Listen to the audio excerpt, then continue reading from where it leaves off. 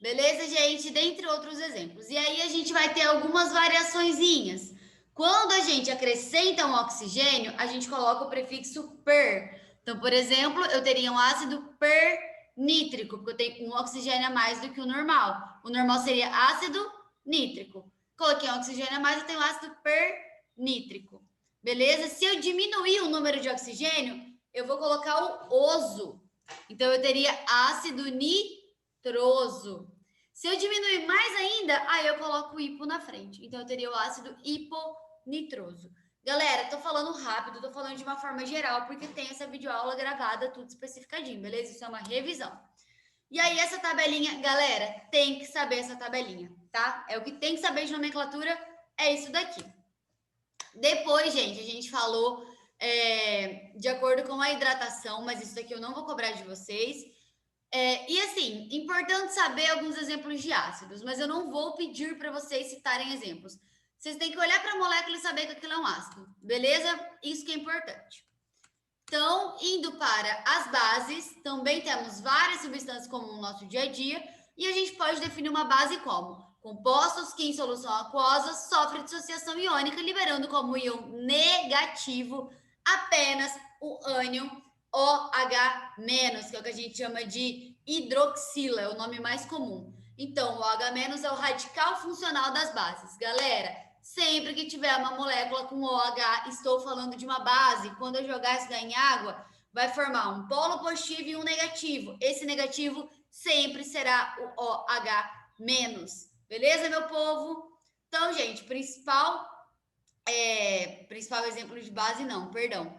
Sim, na verdade, o principal exemplo de base, sim, é o NaOH. É porque tem alguns outros que são importantezinhos também, mas o NaOH é o principal exemplo, assim como o HCl é o principal dos ácidos, tá? Que eu acho que eu não falei isso para vocês.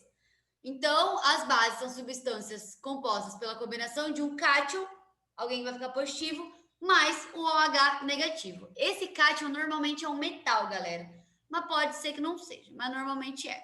Beleza? Então, aqui alguns exemplozinhos. Jogou na água, formou um OH negativo, estou falando de uma base, beleza?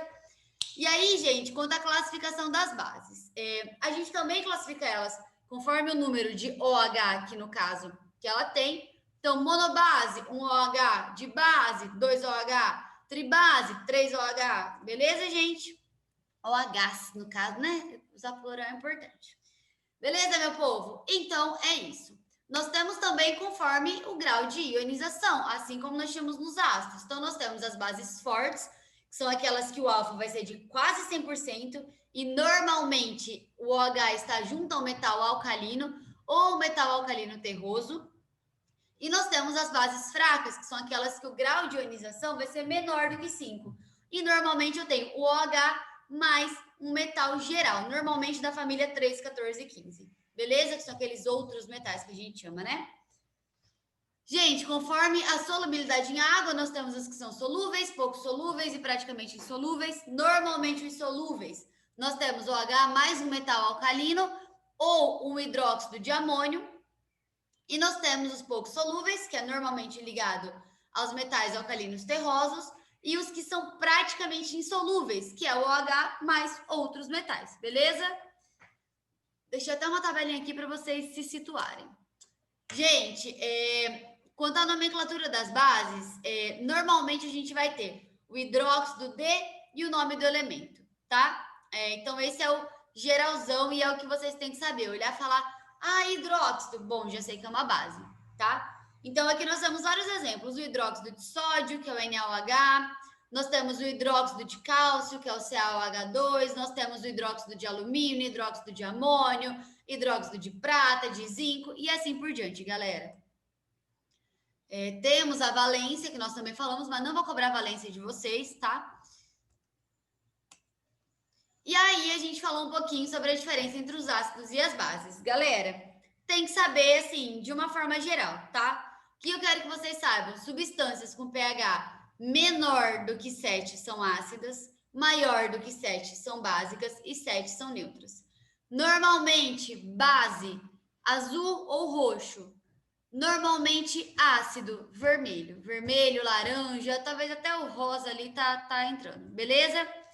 Agora vamos falar um pouquinho sobre os sais. Galera, sais também substância extremamente comum no nosso dia a dia. Principal exemplo, NaCl.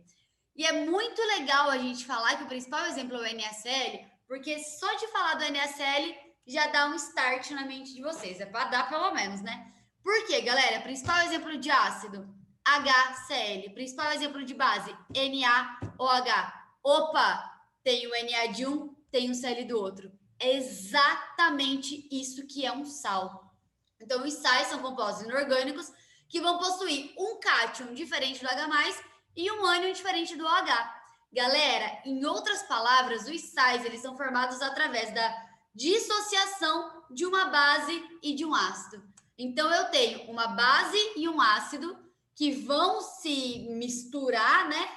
Formando um sal e sempre uma molécula de água. Galera, é óbvio que vai formar uma água. Se eu tenho HCl e NaOH, eu vou pegar o Na e o Cl e vou juntar, o que vai sobrar? H2O. Sempre terei água sendo formada. Beleza, meu povo? Então, isso é um sal. Ele é formado pelo um cátion diferente do H+, pelo um ânion diferente do OH-, ou seja, juntei base, juntei ácido, misturei tudo, vai dar um sal e uma água. Belezinha? Basicamente isso. E aí aqui a gente tem alguns exemplos.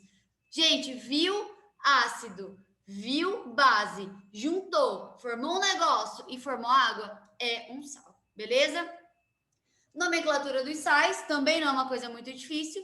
Ela vem da base do ácido que forma. Então, eu vou usar o nome do ânion, que vai vir do ácido, e vou usar o nome do cátion, que virá da base. Por quê, gente? Por que o ânion sempre vem do ácido? Porque o ácido forma H+. Então, o negativo vai ter que vir para o sal. Beleza? Por que o cátion sempre virá da base? Porque a base é formada por OH-. Então, o positivo sempre virá para o sal. Basicamente isso. Beleza, meu povo? E aí, aqui tem um pouquinho da regra de nomenclatura. Beleza? Gente, quanto à classificação dos sais, classificamos eles em sais normais, hidrogênio sal ou hidroxal. E aí, depois a gente tem umas nomenclaturazinhas quanto à reação de salificação. Nossa Senhora, quanto à reação de salificação. Que a gente pode ter ali um ácido básico, um ácido neutro, um ácido não, gente, um sal, perdão. Um sal básico, um sal ácido, um sal neutro. Mas isso também de uma forma mais geral. E depois eu falo um pouquinho sobre os sais do cotidiano, que também não vou cobrar isso, mas tem que saber bater o olho e falar, é um sal. E por último, nós temos os óxidos, né? Então, por definição, os óxidos são compostos formados por dois elementos. Um é o oxigênio, beleza? Que ele é o elemento mais eletronegativo. E um outro elemento, que pode ser uma galerinha aí, geralmente um metalzinho. Então, gente, apareceu um elemento e o oxigênio sozinho, estou falando de um óxido, beleza? Normalmente estou falando de um óxido. Então, aqui nós temos alguns exemplos, como óxido de ferro, dióxido de carbono, óxido de cálcio, óxido de alumínio. E aí, classificação dos óxidos. Nessa primeira parte, segue o padrãozinho de todo mundo. Óxido básico, aquele que apresenta uma carga elétrica, possui um caráter iônico. Óxido ácido, em geral, são formados por ametais, apresentam um caráter covalente. O óxido neutro não reage na água. Então, ele não tem nem característica de ácido, nem de base. E aí, aqui tem o que é um pouquinho diferente, que são os óxidos anfóteros, que a gente fala que eles são ambíguos, né? Quando na presença de um ácido, ele vai ter caráter de base, quando na presença de uma base, ele vai ter caráter de um ácido. Só isso, beleza? Se um é negativo, ele vai ser positivo. Se ele é positivo, o outro vai ser negativo, entendeu? E os óxidos duplos ou mistos, que são aqueles que os elementos se unem formando um óxido. Então, ele vai ser misto, beleza? E os peróxidos, que são aqueles que possuem na sua fórmula, o grupo O2, 2-, beleza? E aí, quanto à nomenclatura, gente, nós temos normalmente...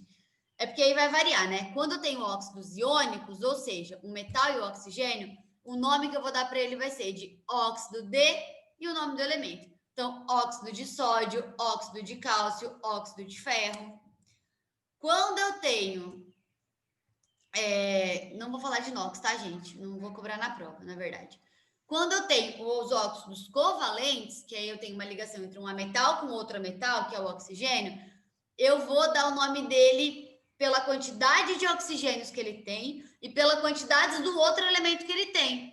Então, se eu tenho só um oxigênio, eu vou chamar ele de monóxido do fulaninho. Se eu tenho dois, eu vou chamar de dióxido do fulaninho. E se eu tenho só um fulaninho, eu vou chamar ele só pelo nome. Se eu tenho dois, eu vou chamar de di. Se eu tenho três, eu vou chamar de tri. Então, vamos aos exemplos. CO, um de cada, monóxido de carbono. CO2, eu vou ter dióxido, porque eu tenho dois óxidos, de carbono. Agora, olha de baixo, eu tenho N2O. Então, vou chamar de monóxido, que eu só tenho oxigênio, de nitrogênio, porque eu tenho duas moléculas de nitrogênio. Beleza, gente? E o de baixo, aquele nome maravilhoso, que eu falo errado sempre, que é o epitóxido de dicloro, porque eu tenho 7 oxigênios e 2 cloros. Beleza, meu povo? Então, esse é o geralzão também dos óxidos. Gente, bem resumido, mas é isso que vocês precisam saber para a prova, beleza? Nomenclatura. Mais importante, saber olhar e falar que é aquilo, tá? Nomenclatura que eu vou pegar mais pesado com vocês, a dos ácidos, beleza? E só, gente. Resumão do resumão do resumão. Assistam essa videoaula, por favor, e qualquer dúvida, vocês podem entrar em contato comigo. Beleza, gente? Então, um grande beijo para vocês e até a nossa próxima videoaula.